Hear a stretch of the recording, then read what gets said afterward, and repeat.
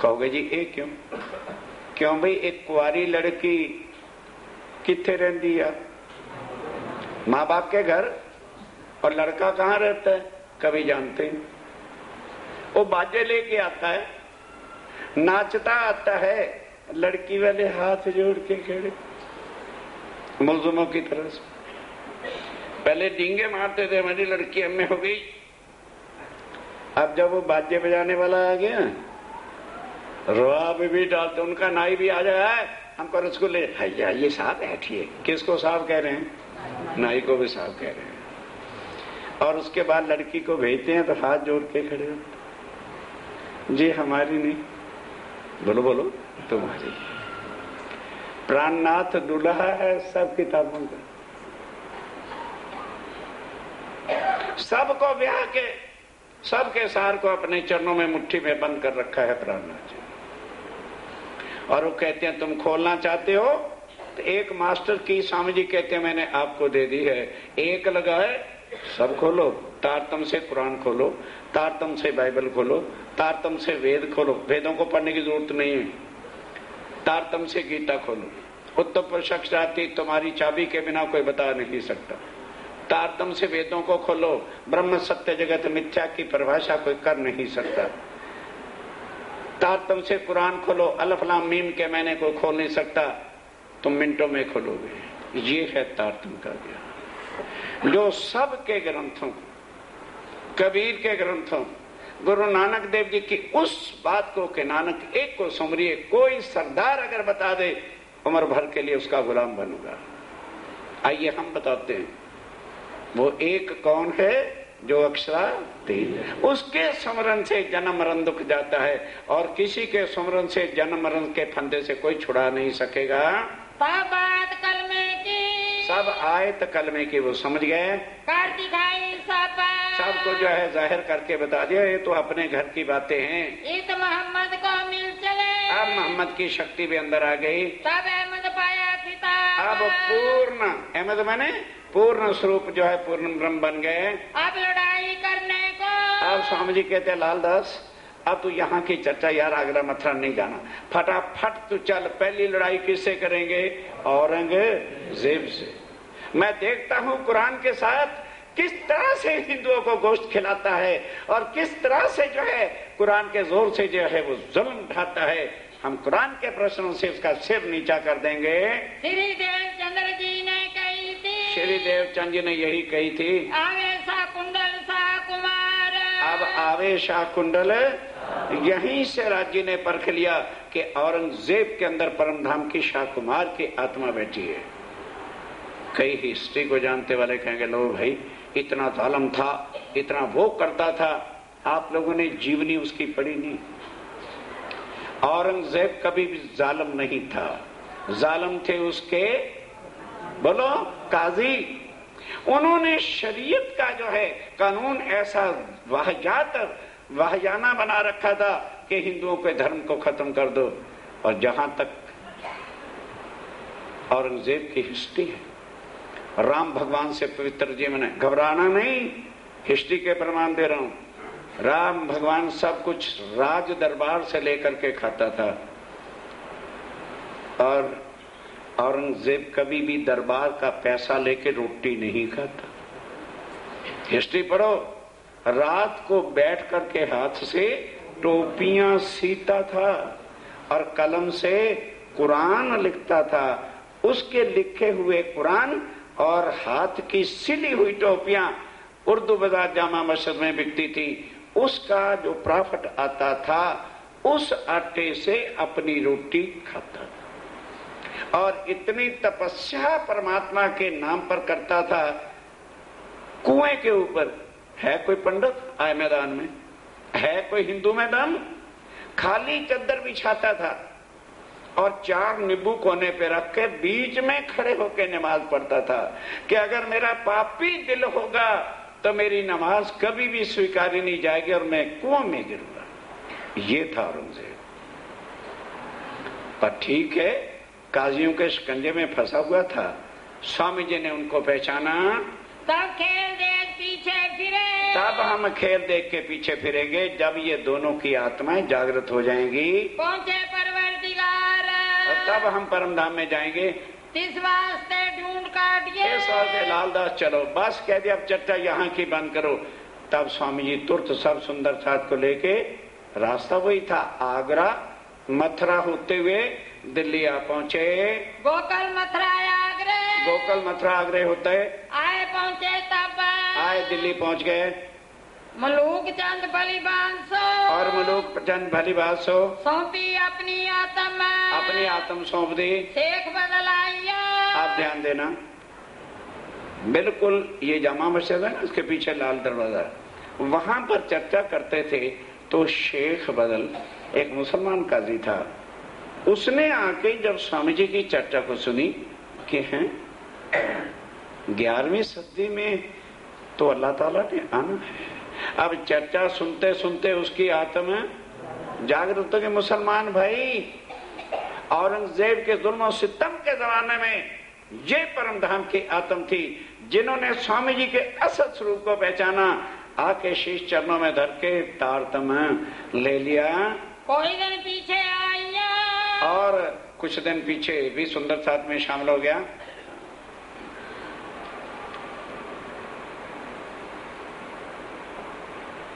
चलो आगे पढ़ो। गोवर्धन अटक से। अब उधर क्या होता है, जब स्वामी जी मेटे से चले थे तो गोवर्धन दास, वो आवासी बंदर वाले, उनको कहा कि भाई देखो शाकुंडल शाह कुमार को ढूंढना है, अटक पार राजा जसवंत सिंह है, और सुना है वो बड़ा कट्टर हिंदू है और बड़ा धार्मिक विचारों का है, जाके उससे चर्चा सुनाओ, हो सकता है उसकी आत्म शाकुंडल की हो। तो वो अटक पार गया, जाके उसको बड़ा सत्संग चर्चा सुनाई, पर कर्मकांडी एक हिंदू राजा था, आगे उसकी आत्म चलती नहीं थी। वो वापस आया दिल्ली में, लाल दरवाजे आया रे, लाल दरवाजे आ गया गंगाराम की दुकान में। अब उसे एकदम तो पता नहीं था, तो बाजार में फतेहपुरी में गया, गंगाराम की दुकान पर बैठ करके उसको चर्चा सुनाई। उसने वहीं पर ही तारतम ले लिया। फिरते उर्दू बाजार में, और उर्दू बाजार में एक दिन फिर रहा था, मिले गरीबदास। गरीबदास याद है ना, जिसका नाम नागजी भाई था, उससे मुलाकात हो गई। दाए के दिन को मिले, दा करके जो दौड़ करके उससे मिले और पूछा भाई स्वामी जी कहाँ हैं। वो कहने लगे कि वो यहीं पर लाल दरवाजे में है। कहने लगा अच्छा उनको कल कहना गोवर्धन दास आ गया है, मैंने 2-4 सुंदर साथ दयाराम, चिंताराम और गंगाराम को तारतम दिया, उन सबको लेकर के मैं सवेरे आ जाऊंगा। व्रत समय गोवर्धन, व्रत समय प्रातः काल गोवर्धन अपने साथियों को लेके आके चरणों में लगा, प्रणाम किया, आए के कदमों लगा, आके कदमों लगा, बीता कई बना, सारी अपनी बीतक बनाई के स्वामी जी उसके परम धाम की आत्मा नहीं है, संसार की जी उड़ाई है। इन हवेली में आप, इस हवेली में आप मास 6 महीने रहे। क्यों रहे? कि औरंगजेब के दरबार में जाना है, जब तक उसके सामने ना हुआ जाएगा तब तक उसको कुरान की बातें समझाएं कैसे।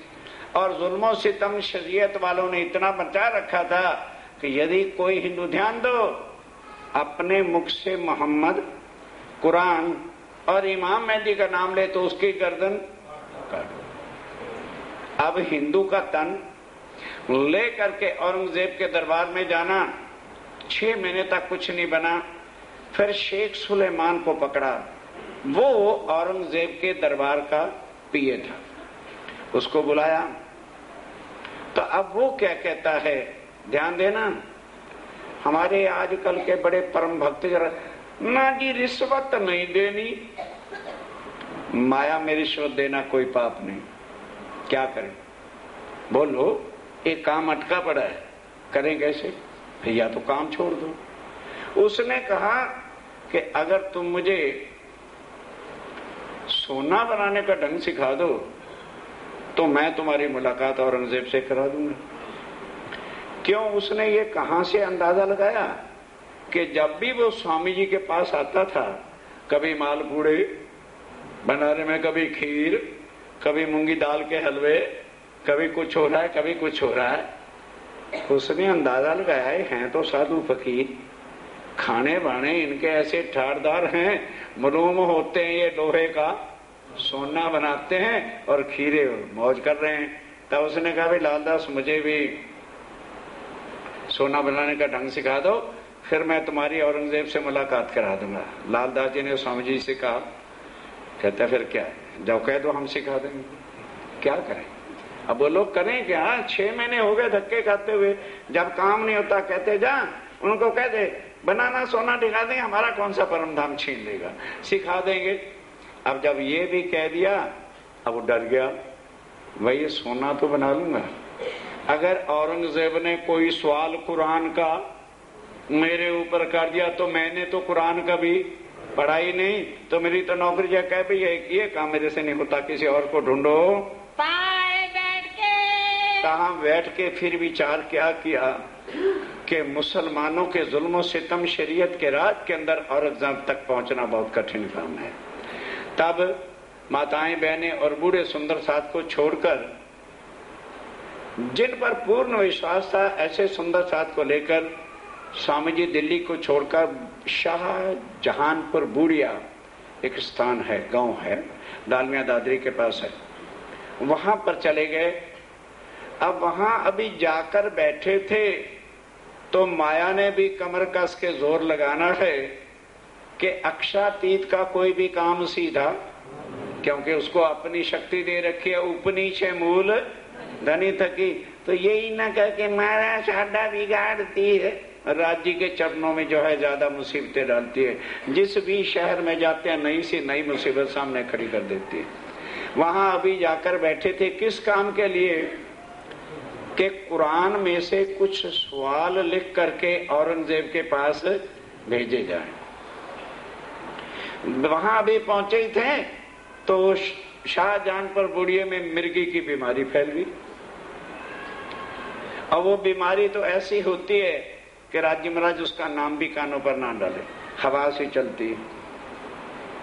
जब आदमी मरने लगते हैं तो लाशें उठाने वाला भी कोई नहीं होता, इस तरह से मरते जाते ढेरों ढेर पड़े हो जाते हैं। अब उस बीमारी के अंदर वो गरीबदास जो सुंदर साथ था लपेट में आ गया। अब स्वामी जी ने कहा एक तो सुंदर साथ के वैसे ही हौसले टूटे पड़े हैं और इस समय अगर ये मर गया तो आखिर यहाँ माया के ताना इनका ईमान ना गिर जाए। पास बैठ गए, कहने लगे ओ गरीबदास मेरी आंखों में आंख डाल के तू बैठा रहे, फिर देखता हूं क्या करता है। अपनी जोश की शक्ति नजर से उसके अंदर डाल दी, मलकुल मौत झिलू गया, मौत भी तड़पड़ा के काल रह गया, लेकिन गरीबदास का बाल भी बिका नहीं हो सका। कुछ शांति हुई। फिर कुरान से 21 क्वेश्चन लिखे, लेकिन लिखे हिंदी भाषा में। अब जब ये भाषा लिखी तो स्वामी जी ने कहा लालदास ये तो विघ्न पड़ जाएगा, हिंदी भाषा की लिखी हुई चिट्ठी को औरंगजेब तक पहुंचाएगा ही कोई नहीं, पहले ही फाड़ के टुकड़े कर देगा, इसकी भाषा बदलो। तब भाषा बदल करके फारसी भाषा में लिखा गया और हुक्म दिया कि भैया औरंगजेब के दरबार में पहुंचानी। तो सबसे पहले जहां मौत का खेल होता है तो कौन आता है? ओ कानजी भाई जो फांसी के तख्ते पर लगा था। कहने लगे स्वामी जी ये मेरी सेवा ना किसी को देना, जहां मौत का काम हो मुझे भेज दिया करो, मैं जानो और मौत जानो। लालदास जी और कानजी भाई लालदास जी और कानजी भाई दोनों चिट्ठी को लेकर के दिल्ली के लिए रवाना हो गए। पीछे से राजी अंदर तन में बैठे, कहते महाराज ठाकुर प्लीज वेट, अभी ये काम नहीं करना क्योंकि फागुन का महीना है, बीच में केवल एक चैत का महीना है और उधर विशाख में कुंभ का मेला लगने वाला है और 1735 साका सालवान का पूरा होने वाला है। शास्त्रों में सतयुग से लिखवा रखा है कि साका सालवान का 1600 पूर्ण 1735 में होगा, तो वहां एक मनुष्य तन के अंदर पार ब्रह्म अक्षातीत तो दुनिया में आकर के जाहिर हो जाएं। रुकवा दिया। पीछे से भीम भाई को भेजा कि जाओ लालदास जी को कह दो ये हुक्म मनसूख हो गया है। स्वामी जी ने कहा है मेरे आने की इंतजार करो। रुक गए, जो साहेब का हुक्म है वही करना है। अब स्वामी जी वहां पहुंचे, 1 महीना बीते। अब जो सुंदर साथ खूब शास्त्रीय ज्ञान को जानता था, क्योंकि किनसे बात करनी है, हिंदू धर्म के शास्त्र वाएंगे वहां पर सारे आचार्य, उन भागवत के, गीता के, वेदों के जो जानने वाले, शास्त्र पुराणों के थे, ऐसे प्रकांड सुंदर साथ को लेकर बाकी बाल बच्चे बूढ़े औरतों को छोड़कर स्वामी जी हरिद्वार पहुंचे। वहाँ से कितने 1 महीना दिल्ली रहे, फिर चले हरिद्वार। फिर चले हरिद्वार में पहुंच गए। आए हरिद्वार में। अब हरिद्वार में पहुंचे तो जितने भी धर्माचार्य थे उन्होंने भगवे कपड़े, आगे पहले यही प्रथा थी, हिंदुओं का जो आचार्य किसी भी संप्रदाय धर्म का होता था तो दाढ़ी रखवानी, गले में माला डालनी, तिलक का कुछ निशान रखना और भगवे वस्त्र धारण करना। स्वामी जी जब पहुंचे तो उन्होंने तो कभी भी भगवे वस्त्र धारण किए ही नहीं, सीधे सफेद धोती, सफेद कुर्ता, सफेद ही रुमाल सिर पे रखते। सुंदर साथ को साथियों को लेके वहां पहुंच के सुनने का, समझने का प्रसंग है। विक्रमादित्य के राज में, विक्रमादित्य के राज से बरस 1735। कौन सा साल चल रहा था? 1735 सम्मत चल रहा था। तब जीत हुई फिर कौन सो। तब जितने भी धर्माचार्य थे उनके साथ वाणी से वार्तालाप हुआ। बुद्ध ईश्वरों के इधर कौन है? बुद्ध ईश्वरों के ईश पार ब्रह्म सच्चिदानंद खड़े हैं एक मनुष्य तन में। हरिद्वार के मेला में, हरिद्वार के कुंभ के मेला पर 4 संप्रदाता आए। आप भाई जरा सावधान होंगे, आज उनकी बातचीत करके खत्म करा दूंगा। अर्थ क्या है कल बताऊंगा, तो कल जो लेट आए वो फिर अपना आप खोए। वहां कौन कौन था? सनातन धर्म की 4 संप्रदाय होती हैं, आज भी हैं। रामानुज, नेमानुज, विष्णु श्याम और माधवाचार्य आज भी हैं। ये गोकुल मथुरा वृंदावन में 4 संप्रदाय आज भी चलते हैं। तो उनके आचार्य गादीपति वो वहां पर पहुंचे हुए थे। हर दर्शन भी था मिले। आप जरा सावधान, जितनी दुर्गति वेदों के शास्त्रों वालों की है, क्योंकि अहंकार से चूर शास्त्र ही करते हैं। जिनका पैर सिर नहीं और वेदों के बिल्कुल उल्ट जो है 6 शास्त्र बताते हैं। वो 6 शास्त्रों के मानने वाले आचार्य भी थे, वेदों के भी जानने वाले वहां पर थे। 10 नाम सन्यासी जाए। अब ध्यान देना, सन्यास मत वाले अलग निरंजन अनेकों प्रकार के रूप धारण करके आपके दरवाजों पर सन्यासी आते हैं। एक गुरु शंकराचार्य थे, सन्यास मत जिन्होंने चलाया था। उनके 4 शिष्य हुए, उनके नाम सब कुछ कल विस्तार से बताऊंगा। उन 4 के आगे 10 शिष्य हो गए। उन्होंने जुदा जुदा अपना मार्ग बना लिया, तो हो क्या गया? 10 नाम सन्यास मत। सन्यास मत की 10 शाखाएं। ये सन्यासी लोग वहां पर भी थे। 4 वर्ण 4 आश्रम, 4 वर्णों के और 4 आश्रमों के भी जो मुनिजन पंडित विद्वान थे वो भी वहां आए हुए थे। सब एक ठौर इकट्ठे हुए। अब सवाल ये, क्यों इकट्ठे हुए?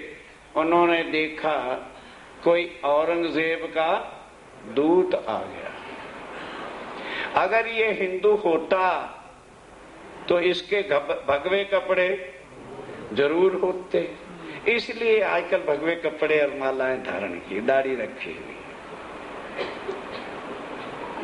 अब वो रूप स्वामी जी ने रूपियों वाला कभी बनाया नहीं, क्योंकि सत्य बनता नहीं, सत्य होता है। बनता क्या है? जो झूठ, झूठ अपने रूप बदलता है, सत्य ज्यों का त्यों रहता है। अब उनके स्वरूप को देखकर सबने देख श्री राज को, सबने श्री राज सिद्ध जी साहब को, स्वामी जी को देखकर कीनी दिल शकार, दिल में शक कर ली। क्या? क्योंकि औरंगजेब हिंदुओं के यज्ञों को, हिंदुओं के मेले भंडारों को सफल नहीं होने देता था और किसी ना किसी को भेजकर विघ्न डाल के भंग करता था। इसलिए वो समझ गए कि ये कोई औरंगजेब का दूत है और ये हिंदू मार्ग में नहीं। क्यों? अगर ये हिंदू होता तो भगवे वस्त्र अवश्य धारण किए होते। दूसरा, जैसे शिव जी का तिलक, कोई बाजू पर तिलक लगाता है, किसी के संप्रदाय के यहाँ 3 लीक के होती, किसी का सारा मत्था ही चंदन से लेपा होता है, तो कुछ ना कुछ निशानी होती है। इनकी तो खाली एक बिंदी है और कुछ है ही नहीं। मालूम होता है ये पक्का दूत है। कहा तुम्हारी राह तो नहीं है। सब ने कहा कि स्वामी श्री बुरा ना मानना, मालूम होता है तुम्हारा कोई रास्ता नया ही है, तुम हिंदुओं में नहीं हो। हम सुनी ना देखी काए, तुम्हारे जैसा धर्म या इस तरह का निशान तिलक का हमने ना सुनी है ना ही कहीं पर देखी है। हम भी धर्म प्रचार के लिए सब जगह जाते हैं, आखिर धर्मों के आचार्य हैं, और ना ही हमारे किसी चेले ने बताया कि हमारे नगर में इस तरह का भी धर्म कोई चल पड़ा है। झाड़ो दीजो अपनो, इस वास्ते कृपा करके पहले जरा अपनी पहचान करो। झाड़ो देने माना तलाशी दो, पहचान कराओ अपनी आप कौन है। तुम हम मार्ग में ना आए, हमें दृढ़ निश्चय है कि तुम हिंदू नहीं, हम मार्ग में नहीं हो, हम हिंदू हैं, तुम हिंदू ही नहीं हो। तब कहे वचन श्री राज ने, तब श्री राजा स्वामी जी ने क्या उत्तर दिया? तुम प्राचीन पुरातन, कहने लगे भाई ऐसा ना कहो कि हम हिंदू नहीं, हिंदू तो मैं अवश्य हूं, पर बात यह है जितने भी भारतवर्ष सुनने का प्रसंग है, प्राचीन पुरातन धर्म चलते हैं,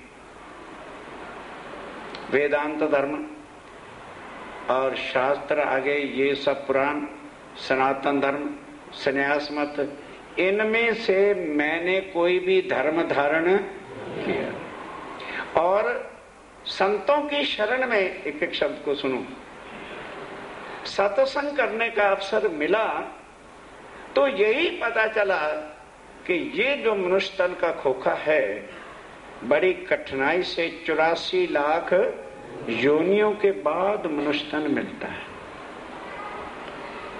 और ये मनुष्य तन सिर्फ एक काम के लिए ही मिलता है कि दोबारा जन्म मरण से छुटकारा हो जाए और हम भवसागर से, इसलिए मैंने गुरु नहीं धारण किया। और अब सावधान, गुरु किसको बनाना चाहिए? वो सारे गादीपति थे कि नहीं? स्वामी जी किसी को गुरु बना, क्योंकि हमने तो गादी, ऊंची गादी वाले को बनाना होता गुरु। उन्होंने कहा जो मेरे जीव को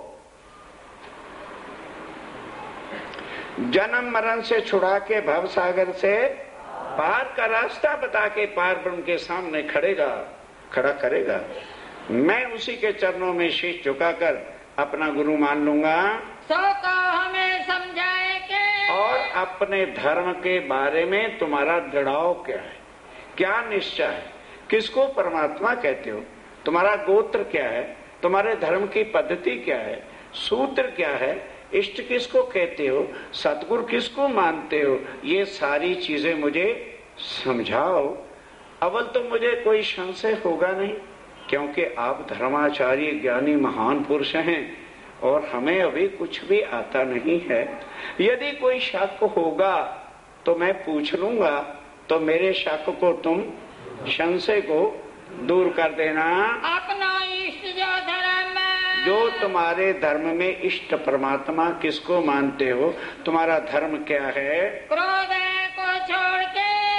पर ए आचार्य महाराज, मैं अनपढ़ होने की वजह से अटपट यदि कोई बोल बैठा हूं ना, तो अहंकार ना करना और एक गुस्सा ना करना। एक ऐसे सवाल कर रहा है, हजूरी निकाल बाहर से, ऐसा ना कर। अहंकार ना करना अपने आचार्य बने का। और जो मैं पूछूं यदि तुम्हें वो आए नहीं तो क्रोध ना कर लेना, गुस्से से डांटने ना लग जाना और अपनी अज्ञानता पर पर्दा ना डालना। चित्तों को समझाए, मेरे प्रश्न को पहले चित्त से सुनो, समझो और फिर उसका उत्तर मुझे दे के मेरे संशय मिटा दो। भारत वेद ले, और जो कुछ तुम बताओ उसका प्रमाण किसी ना किसी हिंदू ग्रंथ में अवश्य होना चाहिए। तुम्हारे मनगढ़ंत बातों को मैं कभी भी स्वीकार नहीं करूंगा। किसी भी हिंदू ग्रंथ से यदि आप प्रमाण दोगे तो मैं सिर झुका के स्वीकार करूंगा। बिन प्रमाण के मैं कोई भी बात मानने वाला नहीं हूँ। सोई ग्रह हम आए, बस उसी को ग्रहण करने के लिए आए हैं और गुरु धारण करने के लिए आया हूँ। मैं गुरु धारण करने आया हूँ। अपनो दृढ़ जो होए, जो तुम्हारे धर्म के अंदर दृढ़ पद्धति है, इष्ट है, गोत्र है, कैसे तुम्हें मुक्ति मिलती है, वो सारा रास्ता हमें समझाओ। सो हमको दो बताए, वो आप हमें बताओ। पर शक में होगी, यदि कोई बात समझ में नहीं आए या आपके बताने पर मेरा कोई संशय बाकी रह जाएगा तो कृपा करके उसको खुलासा करके समझा देना। सो तुम दियो मिटाए, वो संशय आप मिटा दो। आगे क्या है? अभी कब बोले राम? नहीं, बस दो। सुंदराचार्य भी 10-15 मिनट बाकी हैं, पर आगे विषय नहीं चलाऊंगा क्योंकि फिर ना विषय इधर रहेगा ना इधर। सबसे पहले आदि सनातन जो प्राचीन पुरातन धर्म है उसके चारों संप्रदाय के आचार्य, सनातन धर्म वाले भी कहते हैं हमने परम धाम जाना है। उनका परम धाम कौन सा है? वो भी कहते हैं हमारे परम धाम में मुक्ति मिलनी है। वो कौन सी मुक्ति है और उनका धाम कौन सा है? ये सुनने वाला ज्ञान नहीं है हरिद्वार का। हरिद्वार का सारा ज्ञान समझने वाला है। यदि इसको एकाग्रचित होके समझ लोगे तो फिर श्री जी साहब जी के चरणों से टुकड़े होने पर भी छोड़ोगे नहीं। और सुन लिया फिर नहीं काम चलेगा, क्योंकि महाराज जी सुनने से काम नहीं चलता ना। सुना हुआ प्रसाद लेके भूल जाता है, नहीं समझे? क्योंकि अभी बात 3-4 दिन के पहले पूछी, किसी ने जवाब दिया, भूल गया। और समझी हुई बात उम्र भर के लिए भूलती नहीं। तो कल समझाऊंगा, भले हरिद्वार के प्रसंग में 6 दिन लग जाए, मुझे कोई चिंता नहीं। ये नींव खुदनी है जो आए दिन तक हम झूठ के लपेटों में लिपटे हुए थे। उन झूठों से बचकर सच्चिदानंद के स्वरूप की पहचान कर अपनी आत्मा का संबंध जोड़ना है। अब ये प्रसंग कल ठीक समय पर बसों वाले जरा भाई अपने ड्राइवरों को कहो कि वो कृपा करके जल्दी आ जाए और ये चौपाई अब दोहराइए और कल सतर्क होके आइए कि स्वामी जी के प्रश्न का उत्तर चारों संप्रदाय वाले देंगे, पर भव सागर से पार कोई नहीं रास्ता बताएगा। सुनना, उसके बाद 4 वेद और 6 शास्त्र वाले कहाँ डूबे हुए हैं उनकी भी बातें सुन लेना। और उसके बाद 10 नाम संन्यास मत वाले, किसको परमात्मा और केवल अपनी सेहत तंदुरुस्ती के बिना उनका लक्ष्य कुछ नहीं। सारी बातों को सुनना। कोई भी भव से पार होने का रास्ता नहीं बताएगा। तब सब मिलके एक तरफ और शिरजी साहब एक तरफ। सारे प्रश्न, स्वामी जी तो एक ही प्रश्न करते हैं, कोई उत्तर दे नहीं सकता। सब ने मिलकर 23 क्वेश्चन किए। एक एक को आपको प्रमाण दे के समझाऊंगा और फिर समझना कि सच्चिदानंद का ज्ञान ही हमारी आत्म को निर्मल करके पार ब्रह्म के साथ जोड़ता है। बोलो श्री प्राणनाथ। अपनो दृढ़ जो होए, अपनो जड़ाव जो होए हमको दो बताए सो हमको दो बताए पर शक में हो वही ता पर शक हमें हो वही तो तुम दो मिटाए सो तुम दो मिटाए सो तुम दो मिटाए। बोलो श्री प्राणनाथ। पहले भोग लगे बोलेंगे, फिर अर्जी बोलेंगे, प्रसाद लेके फिर भोजन के लिए नीचे जाएं। नगन जड़ित